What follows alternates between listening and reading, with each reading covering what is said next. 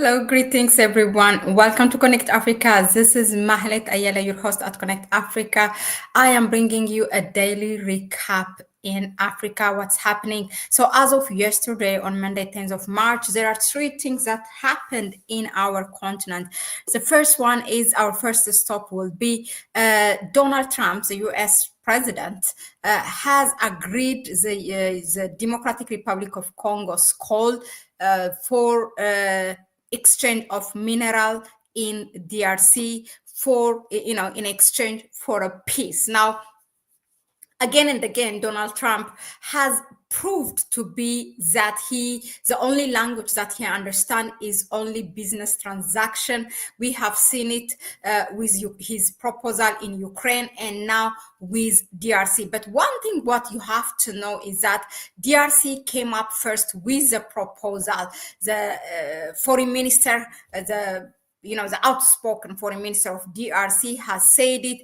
Now, the chief of staff of DRC, in fact, has traveled to the United States, and they hired a lobbyist firm in the United States, and also meeting with one of the senators to bring it to Donald Trump, saying that we are going to sell you our minerals. Anytime that you want, then in exchange we want you to intervene in Democratic Republic of Congo. That's literally what DRC has proposed to Donald Trump's administration in the United States. And we have brought you when DRC actually Tshisekedi proposed this to the US. Now, the Donald Trump is just responding to what the president of DRC called for. Why not? It's a good deal. He will take it. Now, DRC's reason, what they are saying is Rwanda, who's looting our natural resources, is selling it to the United States. So why not we invite the United States to buy these minerals directly from us? Now, that is their argument. But here is what I think that I will tell you. Whether you like it or not, the United States have been using your minerals, whether it buys it from Rwanda or they take it just directly from your backyard, your own country. Because for how long, first of all, for how long the United States have been there? The United Nations have been there ever since the independence of Congo for more than 6 decades. They have been looting the whole West, the natural resources of DRC, Democratic Republic of Congo. Now, what are you going to offer them? Are you going to offer them much cheaper price, or are you going to give them for free? What is really your proposal? I'm asking the DRC government administration. What are you? The United States have been taking this. That is number one. Whether it's in child labor directly from you through their representatives of your peacekeeping mission, that did not bring you peace in the past 6 decades. You yourself, Tshisekedi, have a number of times ever since you came to power spoken, including the United Nations General Assembly, for the United Nations peacekeeping mission to leave the country because it has failed to bring peace in DRC. Now, what happened? What happened that you are turning your face to the United States? Isn't it the United States the one who is financing the United Nations? So what better offer you are giving them? This must be for free that you are going to exchange. What peace are they going to bring you? That's one. Secondly, you also called out the Eastern African community, in which you have become a member, that DRC have become a member like a year ago, and you have chased out the Eastern African community peacekeeping mission that is also that was supported by the African Union. There was SADC as well. For those of you who don't know, DRC is both a member of the regional bloc of the Southern African region and also in the Eastern African region. Are you going to, you are now expelling also SADC. So you want only the US to come and bring you peace. Well, Donald Trump, congratulations, has responded to your call, and they are going to come, and they're going to come harder, because this time you are making it legal. You're giving them a legal background, a legal ground to the United States to loot your natural resource. Let's see. Hopefully, you will make it public what kind of agreement that you are signing with the United States. Okay, that's one. Secondly, the United States already have that business through the Lobito corridor, which is Lobito corridor is a counterattack against China's Belt and Road Initiative in Africa. So this Lobito corridor is established basically to take natural resources from DRC and then through Zambia and then from Angola, where it is shipped to the West and mainly to the US. Even Biden, just before, while there were only a couple of weeks left for his power, he still made sure to travel to Angola, DRC, and Zambia to finalize that agreement of the Lobito corridor, because it is that much important to the United States. So are you giving them more? Isn't the US already taking the minerals through the Lobito corridor agreement? What more do you need? I'm really, really curious. I mean, I want my DRC brothers and sisters, please, to come and comment below. What more is your country, your government offering to the United States? Isn't the United States already have an agreement? There's a Lobito corridor, there is their UN peacekeeping missions, the so-called UN, but it's all about US. What more you are offering?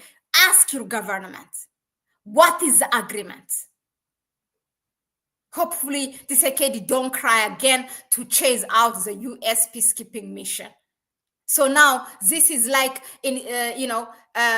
power is more important for Felix Tshisekedi than bringing justice for the natural resources of DRC and its people that has been, been abused for the past more than 6 decades. So power is more important for you. As long as the US military come in the name of peacekeeping mission and, help you to stay in power, then it's okay to just let go your natural resources. You don't care about the nation that has been living in complete poverty, below poverty line.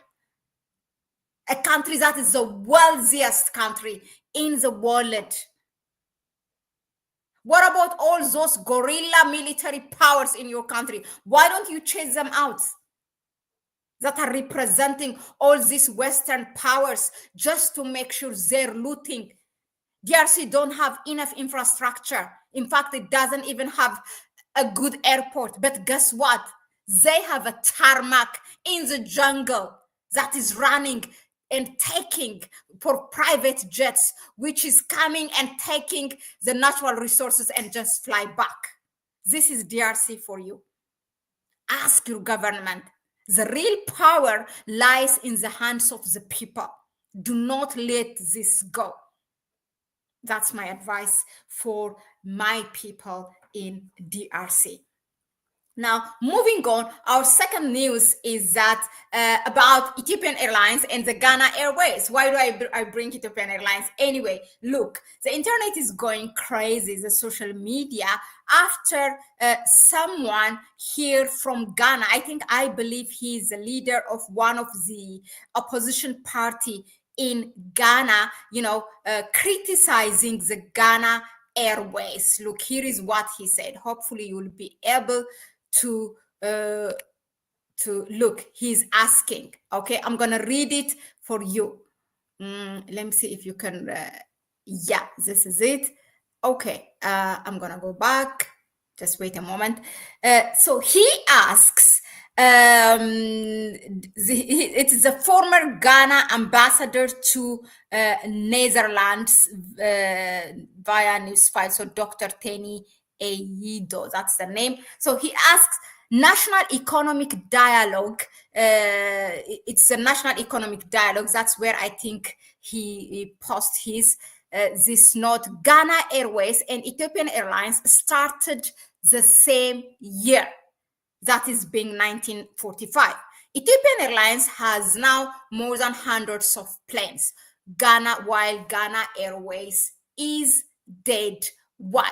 Now, Ghanaians are taking the internet crazily and asking why the Ghana Airways is dead and it needs to be disciplined and it needs to be owned. I mean, some are saying it needs to be privatized and the others are bringing this argument. Look at the Ethiopian Airlines. It's owned by a government and it's making profit after profit every year, being awarded the best African airline in Africa for a number of years by now already. Like for the past 4, 5 years, 6 years, it has been one of the best airline in Africa. And in fact, Ethiopian Airlines is the 4th largest airline group in the world.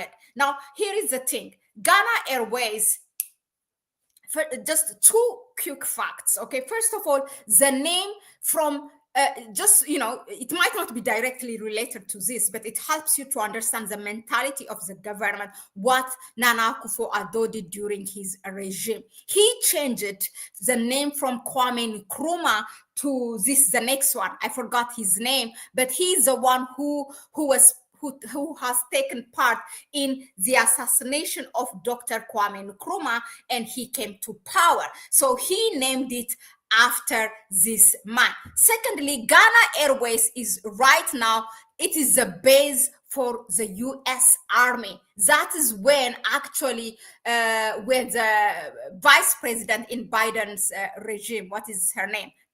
When Kamala Harris came in Ghana, that's where actually it was for the lobby of LGBTQ or something. That's where she made her speech directly from Ghana Airlines, from the airport there, because they have the military there. You can even see on her background the military base there. So you can see already this thing is thank you, Ose Kotoka International.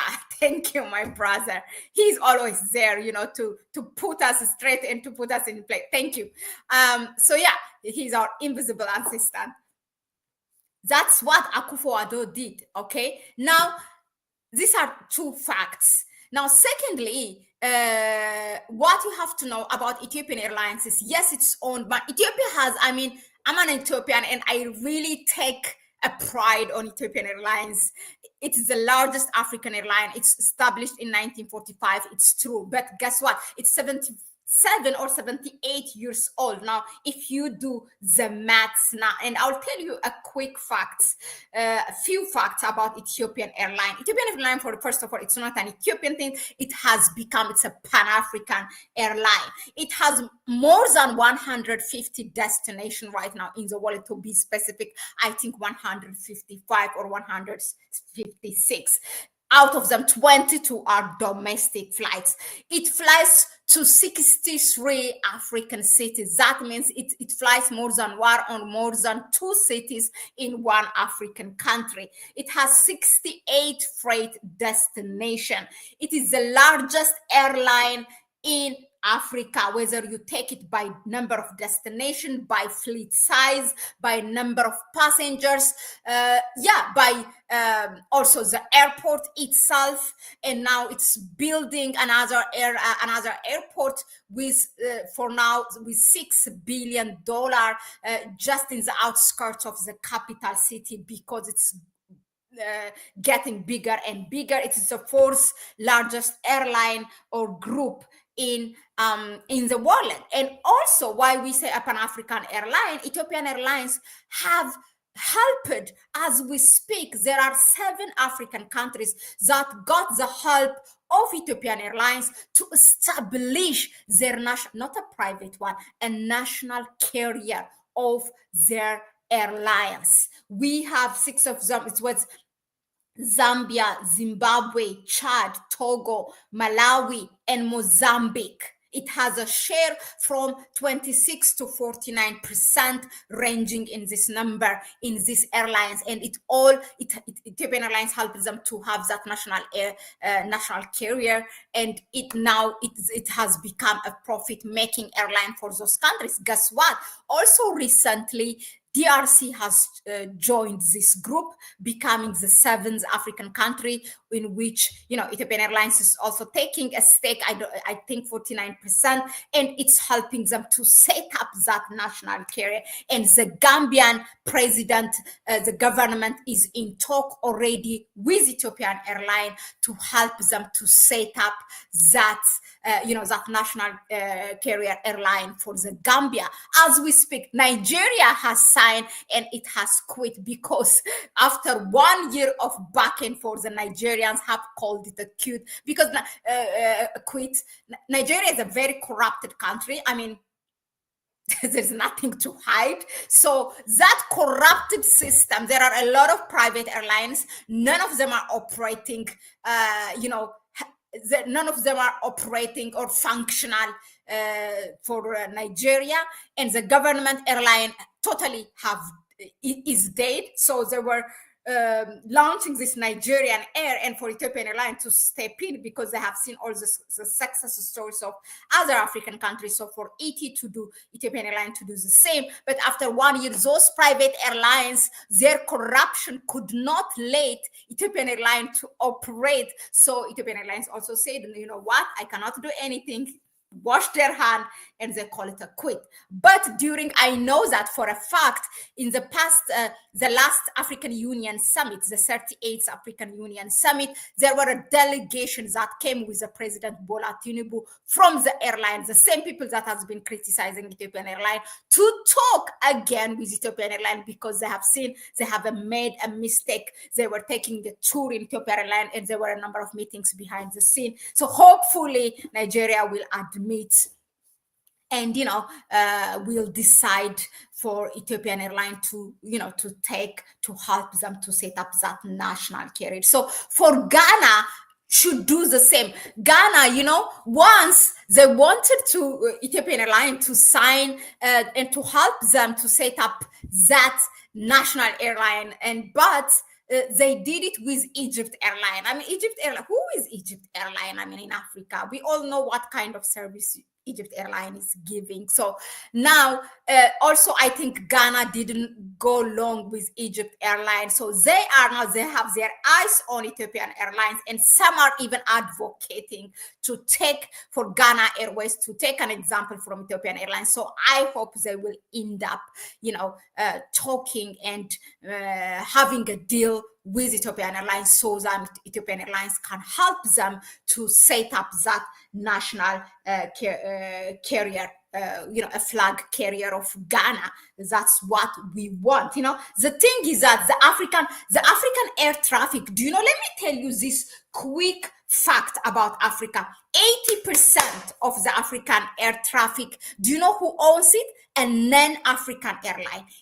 80%. We have only 20%, and much of it, Ethiopian Airlines covering it. Okay, I told you to how many countries is Ethiopian Airlines flying in Africa? To 63 cities. In fact, Ethiopian Airlines is a hub for Africa. So on that 20%, we can't. Even the 20% is most of it by Ethiopian Airlines. So Ethiopian Airlines, this has the words of ET administration, the Ethiopian Airline administration.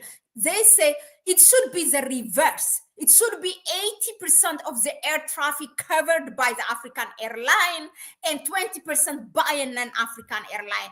That's why Ethiopian Airlines is enthusiastic for these African countries to establish their own national carrier, their own flag carrier airways. That's why it's stepping in. It's not, yes, it will take a stake, but the main thing is for our air traffic to be owned by our own airlines. That is, as we speak, this is the fact of our own air traffic. Guess what? The African Union, one of the flagships, the Agenda 2063, is for that, to reclaim our own air traffic back, to bring that 80% owned by the other non-African airline to African airlines. And ET was I call it ET in short, it's Ethiopian Airline, was the first who signed that agreement on board for that. None of them have come on board. You see, because most of them, their airline is operated by somebody else. Yeah, so that is a fact. Hopefully Ghana Airways take a lesson. Go ahead, my brothers and my Ghanaian brothers and sisters, agitate your government, make them to think twice, and also take the right decision. We have seen, from the start, that John Mahama's administration seems okay. He is stretching his hands to the one who are alienated, like also the Sahel states. So why not? Why not also, doing good for your own airways and take a lesson from a next African country, which is Ethiopia, very successful country in terms of its airline. Now, that was it as far as the Ghana Airways is concerned. Now, moving on, our last and third piece of the news for today is that John Mahama of Ghana visits Burkina Faso. Now it is the second. He is in his tour of the region. As when these presidents come, the first thing they do is they tour their region. So the first leg has been to Mali. He has met Colonel Asim Goita. We have brought you the news, and then now Burkina Faso. Burkina Faso's president, Captain Ibrahim Traore. It was really, really nice. He was welcomed, and there were a lot of cheerleaders from Ghana, Ghanaians who are based in Burkina Faso, and the Burkinabe people. You know what? This was the right time for the Burkinabes to return, like to reciprocate that warm welcome given to Captain Ibrahim Traore during his visit in Ghana for the inauguration of John Mahama's presidency. Now, take a look. They also have given, a press briefing, which I will invite you to watch. But this is all about bilateral relation. I think ECOWAS is being redefined. We have reached to a time where ECOWAS is being redefined. Forget ECOWAS, join the alliance of the Sahel states. More and more countries which are member of the ECOWAS are now going and visiting these countries and learning from them and strengthening their bilateral relation. So ECOWAS going to be, soon countries will realize, because their people want, and will start to join the alliance of the Sahel states, because that is the example that people want to follow. This was what the foreign minister of Togo said last time. He said he said it's not for me to rule out that Togo will join, but I know that if you go now on the street and ask the Togolese people, what do you want? They will tell you that they want to join the IES. And he said, if the president approves it in the parliament, why not? He said, why not if the people want it? That's exactly. It's not about the personal interest of that president. It's about what the people, what the nation wants. They want to take the matters in their own hands. So Mahama is there. He will also go to Niger. Let me just invite you a bit of their press briefing.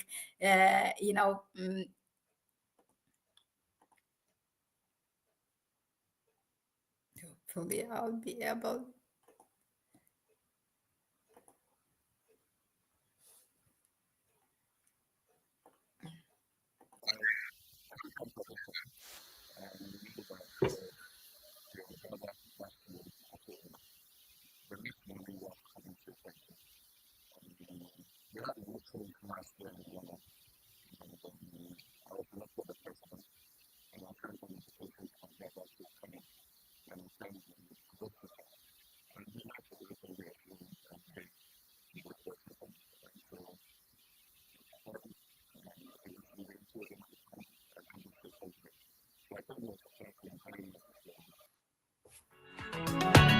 Oh no, please don't do this to me.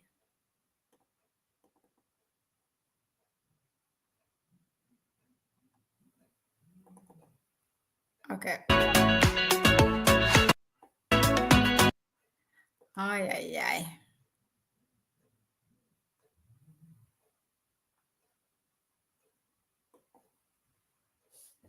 Okay.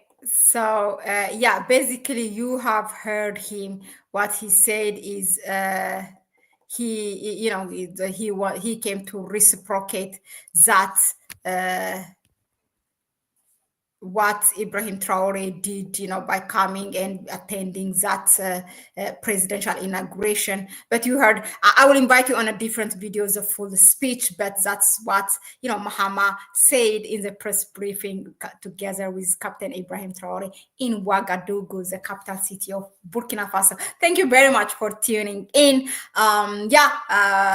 We will bring you here always a daily recap here with Mahlet Ayele, your host at Connect Africa. And so I will see you on the next one. Osie, thank you very much for all your inputs and information. That's definitely what it is. We are not serious. It's just a simple thing and it's going to bring you a profit. Just set up your airline. That's it. I will see you on the next one. It's a bye-bye for me for now. Ciao.